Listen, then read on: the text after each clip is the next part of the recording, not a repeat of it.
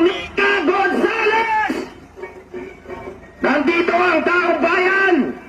Narinig mo ba ang ingay na ito? Ito ang tunog ng galit!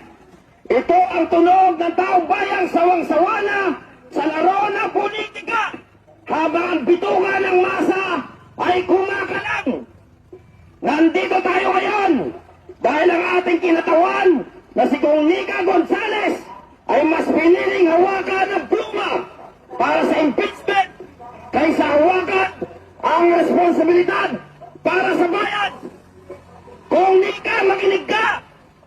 Habang abala ka sa pakikipag-alyansa sa mga makapangyarihan para sa politika, ang ating mga OFW sa Middle East ay nanginginig sa takot sa gitna ng mga bomba at bala. Nasaan ang iyong prioridad? Nasaan ang iyong boses para ilikas ang mga kababayan natin na ipapadala ng dolyar pero ang balik ay kababayan? Ang kailangan nila ay repatriation, hindi ang iyong impeachment signature, Kong Nika Gonzales. Hindi pa tayo tapos sa gitna ng baha, sa gitna ng putik na lumululod sa ating mga komunidad. Nasaan ang investigasyon sa flood control? Nasaan ang bilyong-bilyong pondo na inyong nilakaw sa mga ghost projects, Kong Nika Gonzales? Ang ebidensya ay nag-uumintig. Nandiyan ang 18 Marines na nagsasabi na nagnakaw ng pera ang mga kongresista sa pamumuno ng iyong presidente na siyang nanguna sa pag-i-impeach sa vice-presidente. Ang mga testigo ay lumantad na, Kong Nika. Pero ikaw, Kong Nika Gonzales, tila nagbubulag-bulagan sa mga ghost projects na pumatay sa kabuhayan ng marami, Kong Nika Gonzales. Ang ninakaw sa flood control ay hindi lang pera. Iyan ay buhay ng mga Pilipino.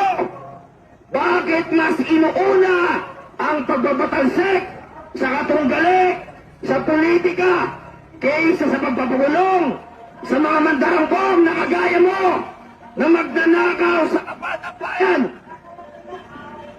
Politika o serbisyo, impeachment o OFW, Kong Nika Gonzales, korupsyon o aksyon, Kong Nika Gonzales, hindi ka inihalal para maging tau-tauhan ng mga malalaking partido.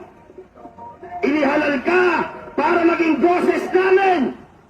Kung hindi mo kaya unahin ang mga naiipit na OFW, kung hindi mo kayang habulin ang mga magnanakaw sa pondo ng bayan, wala kang karapatang manatili sa iyong pwesto. Patuloy tayong lilikha ng ingay. Patuloy na lilikha ng ingay ang iyong mga constituents. Huwag nating hayaang nunurin ng politika ni Kong Nika ang katotohanan.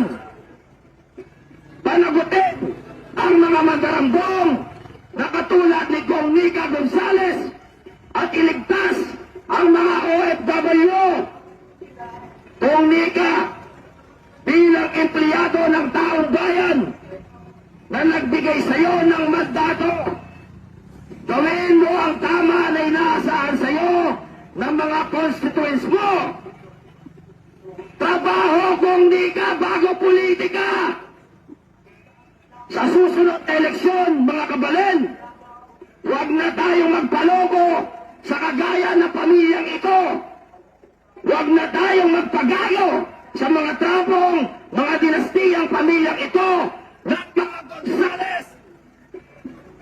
Dapat silang panagutin ng taong bayan sa sobrang pamumulitika, pagnanakaw at pandarambong. Habang ang taong bayan ay gutom, nanganganib sa papalit na tigmaan, habang sila ay nagpapasasa naman sa kanilang pagnanakaw sa pera, dugo at pawis ng taong bayan. Mga kababayan, huwag tantanan ang mga kagayang politiko na katulad ni Kong Nika Gonzales. Panagutin ang mga kagaya nilang mandarambong sa kabanang bayan na pasakit sa bawat mamamayang Pilipino. Kung Nika, ang kapal ng mukha mo, kabago-bago mong politiko, pero mukha ka ng trapo. Trapo ka kung Nika Gonzales, mahiya ka sa taong bayan. Magbabayad kayo sa mamamayan at sa may kapal. Sa tamang panahon, itaga mo yan sa bato. Nika Gonzales, mahiya kayo sa taong bayan. Ang kakapal ng mukha ninyo, mga trapo, trapo,